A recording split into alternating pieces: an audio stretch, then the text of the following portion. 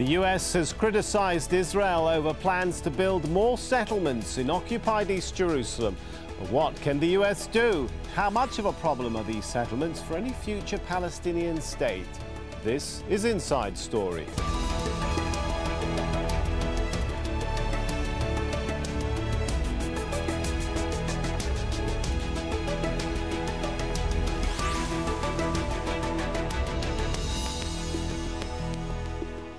Hello and welcome to the show. I'm Sami Zaidan. It's perhaps one of the most contentious issues in the Palestinian-Israeli conflict.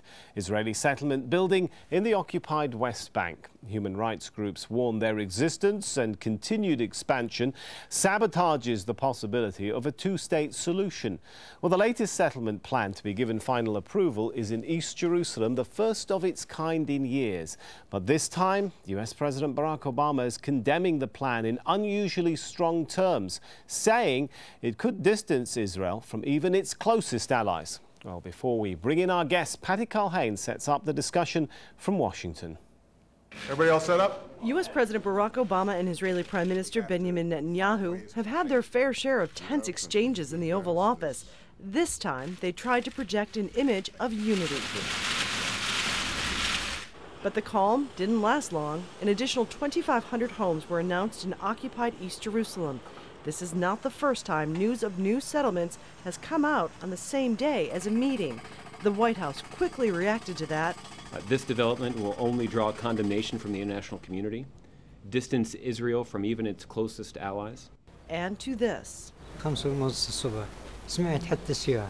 At 5 o'clock in the morning, I heard sounds, so I looked out of the windows and I saw the settlers coming down through the doors like devils, and they caught my son and hit him.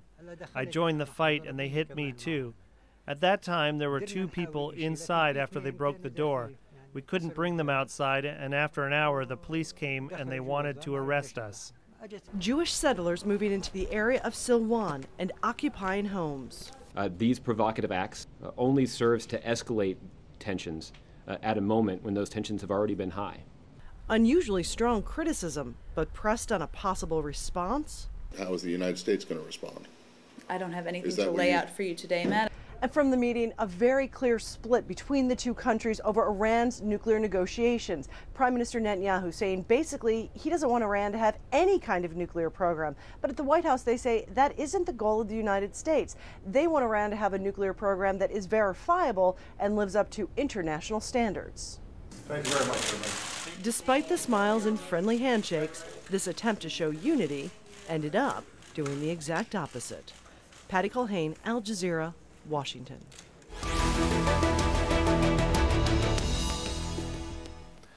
Well, human rights groups warn the continued annexation of Palestinian land makes a viable Palestinian state impossible. These are the Palestinian-occupied territories, the West Bank and Gaza. The settlements span the whole of the West Bank, including parts of Jerusalem, home, that is, to more than 500,000 Israeli settlers. Well, this is where the new settlement, Givat Hamatos, will be built. It's the first Israeli settlement to be built in East Jerusalem since the 1990s. Now, once it's built, it will completely cut off Palestinian neighborhoods in the southern part of occupied East Jerusalem from the rest of the West Bank. Let's bring in our guests into the show right now. From West Jerusalem, we have Danny Dayan, Chief Foreign Envoy to the Yashar Council of Jewish Communities in Judea and Samaria. Also joining us, Hagit Ofran, Settlement Watch Director from Peace Now. And from Washington, D.C., Thomas Pickering, former U.S. Ambassador to Israel and the United Nations. Let's welcome them all to the show. If I could start with Ambassador Pickering, what do you think this current U.S. administration means by the term when it says that this settlement project could distance Israel from even its closest allies? Well, I think it means exactly that. The U.S. over the years has really dumbed down its public opposition to settlements. Years ago they were illegal, then they became illegitimate, and then they became an obstacle to peace, and now they may threaten to separate Israel from its closest ally, all of which I think are threats. The really interesting question is there any heft behind these? Is there going to be anything Ambassador Pickering, like the action that George Bush took? Reduced diplomatic support? Are we talking about probably not reduced economic support for Israel? What exactly? Well, if you would let me continue, I would tell you that the last person who took any such support was George H.W. Bush, who then refused to guarantee loans, the proceeds of which were likely to be spent on East Bank settlements. And do you think that that scenario is likely this time round? No, I don't. I think at the moment the administration's been very cautious about what it's prepared to do. This is perhaps the farthest that it's extended itself on the settlements, despite the fact that, as your reporter noted, every time Prime Minister Netanyahu comes here, there's a new announcement of settlements, seemingly to put the thumb in the eye of the Americans. All right, Mr. Dayan, how serious is it being viewed by organizations like yourself that the U.S. is now questioning Israel's commitment to peace? We heard in a statement released by Obama's spokesman, Josh Earnest, saying that this project would also call into question, quote, Israel's ultimate commitment to a peaceful negotiated settlement with the Palestinians. Well, I think that this one is one more serious strategic mistake that the Obama administration makes in the Middle East out of misunderstanding it properly since President Obama came into the White House. You see, when Ambassador Pickering was stationed in Israel, Israel built even much more extensively in Jerusalem, and it was never an issue. Except for one case, one exceptional case that proves the rule, the neighborhood of Har Homa in South Jerusalem. But Israel built more than a dozen neighborhoods in Jerusalem under the leadership of Mayor Teddy Kollek and Mayor Ehud Olmert and others. And the United States never, cleverly, never made an issue of that, out of the understanding that Jerusalem was and will be the capital of Israel. Israeli governments time and again declared that that Jerusalem undivided will be the eternal capital of the state. But Mr. Dayan, that's not only a U.S. position. I mean, the condemnation of settlements is shared by the European Union. It's shared by many members of the United Nations as well. I am talking now specifically about the present issue, that it is construction in the neighborhoods of Jerusalem. Givat HaMatos is a neighborhood of Jerusalem. Kfar HaShiloach is a neighborhood of Jerusalem. And American administrations, subsequent American administrations, never made a crisis, even if they don't like it. Never made a crisis out of building in Jerusalem. So why would it be a strategic mistake, as you said, that the Obama administration is, in your words, making a crisis? Why is that a mistake? The strategic mistake of the Obama administration, I will tell you, the strategic mistake of the Obama administration is that it makes a crisis out of the natural right of Israel to build in Jerusalem, and therefore it raises the tension. When President Obama or his spokesman talks about a toxic atmosphere, I think that the administration, with its misguided reaction, is that intoxifies the atmosphere and makes the Palestinians, they have no other choice than to join and make a crisis out of it. This is a serious blunder by the Obama administration. I'm sure Ambassador Pickering will have something to say about that. Sammy, okay. I just say that Danny conveniently forgets that President Reagan called them illegitimate, that George H.W. Bush, as I said a moment ago, cut off loan guarantees, which eventually led to a new election in Israel. So if that's not opposition, I don't know what it is.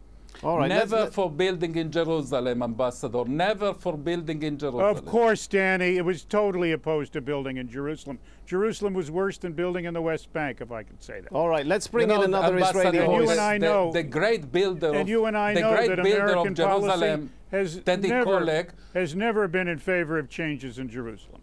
All right, let's bring in another Israeli voice into this discussion now, Ms. Ofran. There have been many settlements, there have been many expansions considered illegal, a threat to peace, a threat to a future Palestinian state. Why is this project raising so much concern? Yeah, I think the question is, what is the interest here? And I think the interest, both for Israelis and for the Americans, is to have here peace in this region and to solve the conflict between us and the Palestinians. And that has to be done through a two-state solution.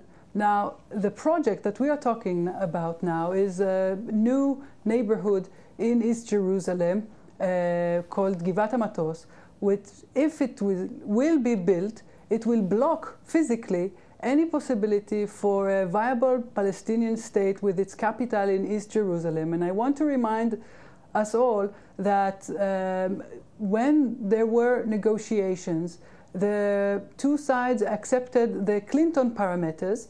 The Clinton plan was saying that in Jerusalem there will be two capitals, one for Palestinians and one for Israelis, and that where Palestinians live would be part of Palestine, where Israelis live would be part of Israel, with land swaps, of course. And what this plan is going to do is to prevent such an agreement. And I think that but people like Mr. Dayan would argue, as we've heard, that actually by creating a crisis out of this, that would undermine the peace process and the peace talks. Do you disagree with that analysis, Ms. Ofran? The peace process is not about a process. We need to get somewhere with this process. And in order, where we're going is we need to get to a two-state solution. But when our Prime Minister unfortunately continues to build in settlements and to create more obstacles to this solution, it means that Israel is not heading to peace. And I think as an Israeli, it's a horrible mistake and very bad news for our ability to live here peacefully. All right, let me bring Ambassador Pickering into the discussion. We see when the Obama administration first came to power, it did try to take on and rein in Israeli settlement buildings, and it failed. Is there a strategic weakness in trying to do this again? Can the Obama administration really achieve more this time than it has in the past when it comes to settlements? Well, Sammy, I think that's an open question we haven't yet seen.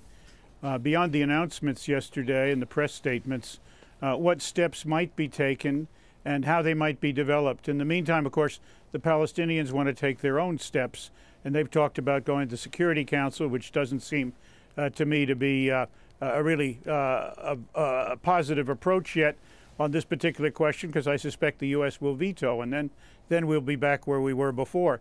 No progress, no peace, no engagement, which is really quite sad, because for years and years and years the region has needed peace. And in order to get peace, taking land from the other side that is part of the long-term state that they would like to form is not a formula for success. All right, let me bring Mr. Dayan into the discussion. I know you represent the interests of settlement communities, but are you not concerned about what a project like this might do in ending the hope of a two-state solution, which means potentially ending the hopes for peace? Is that not something that worries you? Well, I think you bring us now to the crux of the matter. I think that the two-state formula is a beautiful diplomatic formula that has only two small shortcomings. One, it is unattainable. We see that it's the only game in town for more than 70 years, for sure, in the last 21 years since Oslo, and we are not even 1 inch closer. And it's not because of Israel, it's because of the tremendously wide gap between mainstream Israel and mainstream Palestinians' positions. And the other shortcoming that the formula, the two-state formula has, it is that it's not a solution.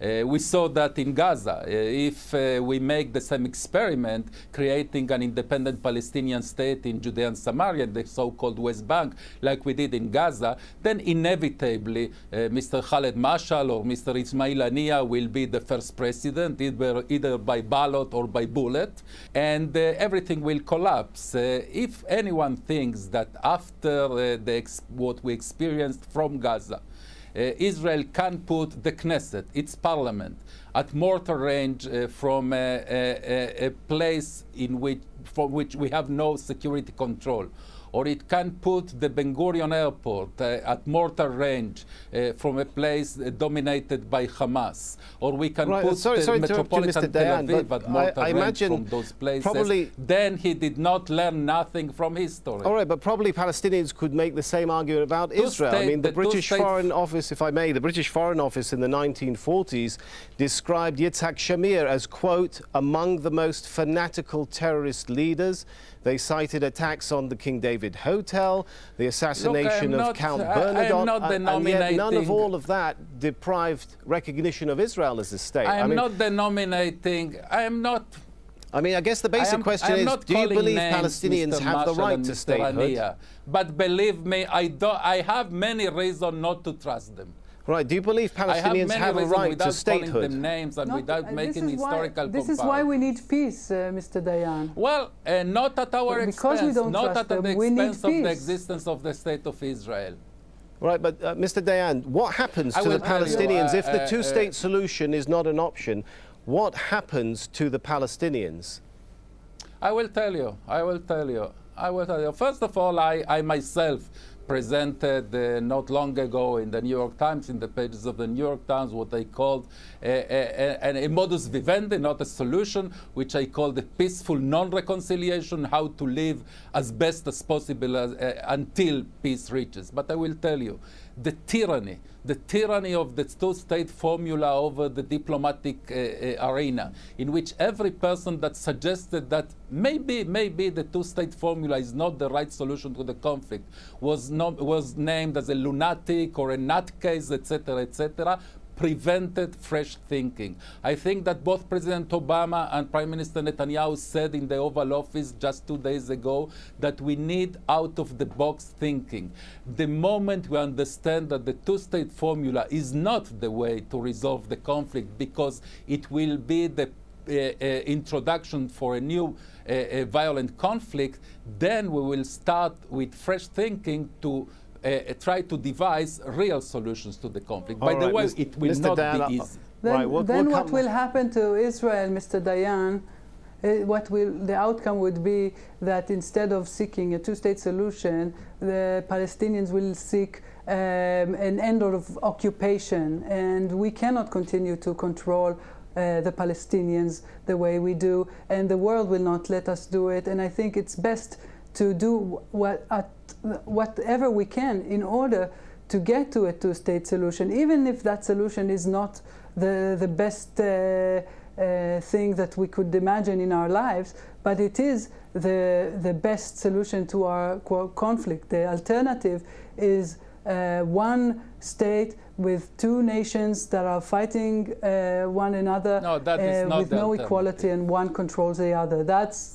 I didn't hear ever any other alternative from you, Mr. Dayan, and I think that there is no such an alternative, no good alternative that includes the end of occupation, the end of our control of other people, because it not only destroys the Palestinians, it also destroys Israel and the way our people we'll come back to this point. Forgive me.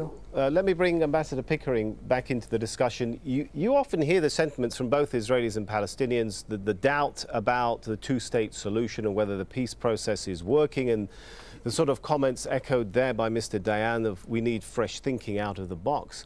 With the United States currently embroiled in so many struggles and problems around the world, from the Ukraine to ISIL in the Middle East and so on, how much room and appetite is there for quote-unquote thinking out of the box when it comes to the Palestinian-Israeli issue? I think there's a lot of appetite intellectually for thinking out of the box. What about diplomatically? I think the question of doing something about it is much harder.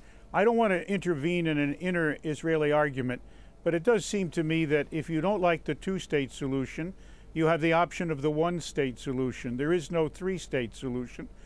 Danny doesn't like either of those. He wants permanent occupation. Permanent occupation has been made very clear in the discussion today, is a tragedy. It will not stop the conflict, and it will not bring peace. So peace is itself the dictator of what the options are. And we may think of creative ways to make a two-state solution more robust and more effective. to deal with some of Danny's nightmares, which I think are in the category of nightmares, but nevertheless, those ideas have been put together and presented. And we know very well that many of them could succeed and be very useful. The real question here is there, in a sense, any appetite for taking the kind of risk that must be taken here in the U.S., in Israel, and among the Palestinians to see if they can put together that kind of a solution, which has to be, in my view, much more of a two-state solution than permanent occupation. The latter is not going to bring peace. All right, let's bring in Mr. Danny once again for a possible clarification then of what you believe the alternative is to a two-state solution. Do you believe Palestinians have the right to statehood at all? Well, they have, of course, they have the right of statehood if it's not at the expense of the existence of the state of Israel. Let me so wouldn't that be a two-state solution that then? The Palestinians could have a state, could celebrate the 67th anniversary of their independence if they wouldn't have rejected the UN resolution of partition into two states, and they could have a state in until 1967 and the year 2000. In the year 2008, when Prime Minister Olmert made the most far-reaching offer than any Israeli Prime Minister will ever make. So the fact that the Palestinians do not have a state is not my blame, is not Israel's blame. Let's move beyond blame, if we may, Mr. Dan. Forgive me for interrupting. I'm talking about going forward. Political and moral choices. If we can talk about going forward rather than going backwards, you have a lot of Palestinians. I will tell you. What happens to them? I think that you said you believe they have a right to statehood. Yeah. But many people would ask, you, how would natives who've lived generations on a land have any less right than others who, many of them are immigrants or children of immigrants? I will give you an example. Both have rights to statehood. I will give you an example that I don't know if it's possible, but it's worth exploring. I say it as a pattern, not as a specific solution. I think that the most innovative, the most out-of-the-box thought in the Middle East is Shimon Peres's. Now, Shimon Peres, back in the 70s, used to talk about two principles: a Jordanian option in contrast to a Palestinian option, but more important than that, a functional compromise as opposed to a territorial compromise. Now, what we have, for instance, to think is ways to share or to divide between Palestinians and Israelis, Palestinians and Jews, the authorities and not the territory. Every line that you will delineate between the Mediterranean and the Jordan will be, by definition, an arbitrary one that will not be sustainable. We should think in other concepts, Let's of have enlarging the pie, including Jordan in the equation, and borders. dividing authorities and not territory. So ultimately, let me bring in Ms. Ofran into discussion. It's actually two-state solution. Ultimately, that sounds like more of a one-state solution, does it not, Ms. Ofran? Again, I'm not saying this is the solution to the conflict. That leaves millions of Palestinians who you have to give the right of citizenship to, and you get into whole other issues when it comes to settlements. Is that not the case, Ms. Ofran? No, we can have two states, one east of the Jordan, one west of the Jordan, and join and divide upon both of them the control of the West Bank. Let's give Ms. Ofran a chance to come in here. Please go ahead. I just wanted to say that maybe what Mr. Dayan is imagining is a two-state solution with open borders, that people can travel from one state to another. I think it's a good idea, and it could work, but it's two states. If he's talking about one state, one entity with different authorities, I can only imagine that it's actually a recipe for continuous control of Israel, and I'm against it not only because of morally, but also because it will not bring us any peace. And we are in the ones that have the interest to get peace, because we live in an area that we want to be part of, we want to be accepted. And by continuing the occupation, we are all the time losing our chances to be part of this region, and it's very unfortunate for us. All right, we'll have to leave the discussion there. Let's thank our guests, Danny Dayan, Hajit Ofran and Thomas Pickering. And thank you for watching. Do feel free to add your voice to the discussion. You can leave your comments on facebook.com/AJ Inside Story. We're also on Twitter, so look for us at AJ Inside Story. I'm Sami Zaidan. From me and all the team, it's goodbye for now.